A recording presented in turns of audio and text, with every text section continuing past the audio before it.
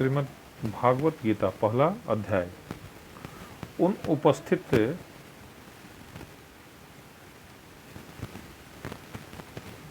संपूर्ण बंधुओं को देखकर वे कुंती पुत्र अर्जुन अत्यंत करुणा से युक्त होकर शोक करते हुए यह वचन बोले। वेंका उत्तराधा और वेंका पूर्वाधा। प्रश्न, उपस्थित संपूर्ण बंधुओं से किनका लक्ष्य है? उत्तर, पूर्व के डेढ़ श्लोकों में अर्जुन अपने पिता पितामह आदि बहुत से पुरुषों की बात कह चुके हैं। उनके सिवा जिनका संबंध स्पष्ट नहीं बताए हैं, ऐसे दृष्टद्युम्न, शिखंडी और सुरथ आदि साले तथा जयद्रथ आदि बहनोई और अन्यान्य जो अनेकों प्रकार के संबंधों से युक्त स्वजन दोनों ओर की सेना में है, उपस्थित संपूर्ण बंधुओं से संजय उन सभी का लक्ष्य कराते हैं। प्रश्न, अर्जुन अत्यंत करुणा से युक्त हो गए हैं, इसका क्या तात्पर्य है? अर्जुन ने जब चारों ओर अपने उपर्युक्त स्वजन समुदाय को देखा और यह सोचा कि इस युद्ध में इन सब का संहार हो जाएगा, तब बंधु स्नेह के कारण उनका हृदय कांप उठा और उसमें युद्ध के विपरीत एक प्रकार की करुणाजनित कायरता का भाव प्रबल रूप से जागृत हो गया। यही अत्यंत करुणा है जिसको संजय ने प्रया कृपया कहा, और इस कायरता के आवेश से अर्जुन अपने क्षत्रियोचित वीर स्वभाव को भूलकर अत्यंत मोहित हो गए। यही उनका उस करुणा से युक्त हो जाना है। प्रश्न, इदम पद से अर्जुन कौन से वचन समझने चाहिए? उत्तर, इदम पद का प्रयोग अगले श्लोक से लेकर 46वें श्लोक तक अर्जुन ने जो बात कही है उन सभी के लिए किया गया है। संबंध, बंधु स्नेह के कारण अर्जुन को कैसी स्थिति हुई, अब 2.5 श्लोक में अर्जुन स्वयं उसका वर्णन करते हैं। अर्जुन बोले, हे कृष्ण, युद्ध क्षेत्र में डटे हुए युद्ध के अभिलाषी इस स्वजन समुदाय को देखकर मेरे अंग शिथिल हुए जा रहे हैं और मुख सूखा जा रहा है तथा मेरे शरीर में कंप एवं रोमांच हो रहा है। वेंका उत्तराध और। प्रश्न, अर्जुन के इस कथन का क्या भाव है? उत्तर, यहाँ अर्जुन का यह भाव है कि इस महायुद्ध का महान भयंकर परिणाम होगा। ये सारे छोटे और बड़े सगे संबंधी तथा आत्मीय स्वजन जो इस समय मेरी आंखों के सामने हैं, मौत के मुंह में चले जाएंगे। इस बात को सोचकर मुझे इतना मार्मिक पीड़ा हो रही है, मेरे हृदय में इतना भयंकर दाह और भय उत्पन्न हो गया है कि जिसके कारण मेरे शरीर को ऐसी दुर्वस्था हो रही है।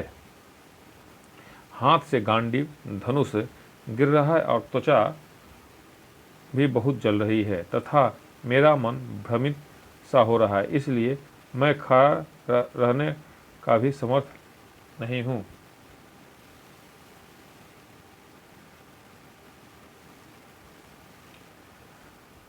प्रश्न, इस श्लोक का क्या भाव है? करुणाजनित कायरता से अर्जुन की बड़ी शोचनीय स्थिति हो गई। उसी का वर्णन करते हुए कह रहे हैं कि मेरे सारे अंग अत्यंत शिथिल हो गए हैं, हाथ ऐसे शक्ति शून्य हो रहे हैं कि उनसे गांडीव धनुष को चढ़ाकर बाण चलाना तो दूर रहा, मैं उसको पकड़े भी नहीं रह सकता, वह हाथ से छूटा जा रहा है। युद्ध के भावी परिणाम की चिंता ने मेरे मन में इतनी जलन पैदा कर दी है कि उसके कारण मेरी चमड़ी भी जल रही है और भीषण मानसिक पीड़ा के कारण मेरा मन किसी बात पर क्षण भर भी स्थिर नहीं हो रहा है तथा इसके परिणाम स्वरूप मेरा मस्तिष्क भी घूमने लगा है। ऐसा मालूम होता है कि मैं अभी मूर्छित होकर गिर पड़ूंगा। प्रश्न, अर्जुन का गांडीव धनुष कैसा था और वह उसे कैसे मिला था?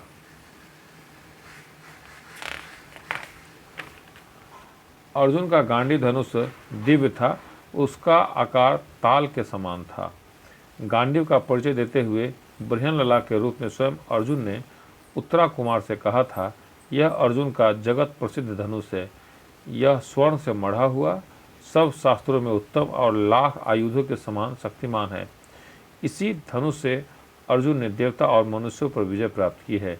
इस विचित्र रंग बिरंगे अद्भुत कोमल और विशाल धनुष का देवता, दानव और गंधर्वों ने दीर्घकाल तक आराधना किया है।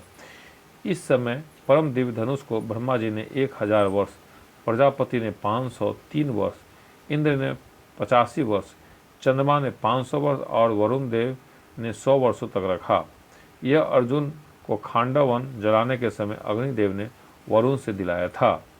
अपनी विषाद युक्त स्थिति का वर्णन करके अब अर्जुन अपने विचारों के अनुसार युद्ध का औचित्य सिद्ध करते हैं। हे केशव, मैं लक्षणों को भी विपरीत ही देख रहा हूँ तथा युद्ध में स्वजन समुदायों को मारकर कल्याण भी नहीं दिखता। प्रश्न, मैं लक्षणों को भी विपरीत ही देख रहा हूँ, इसका क्या भाव है? उत्तर, किसी भी क्रिया के भावी परिणाम की सूचना देने वाले शकुनादि चिन्हों को लक्षण कहा जाता है। श्लोकों में निमित्तानि पद इन्हीं लक्षणों के लिए आया है।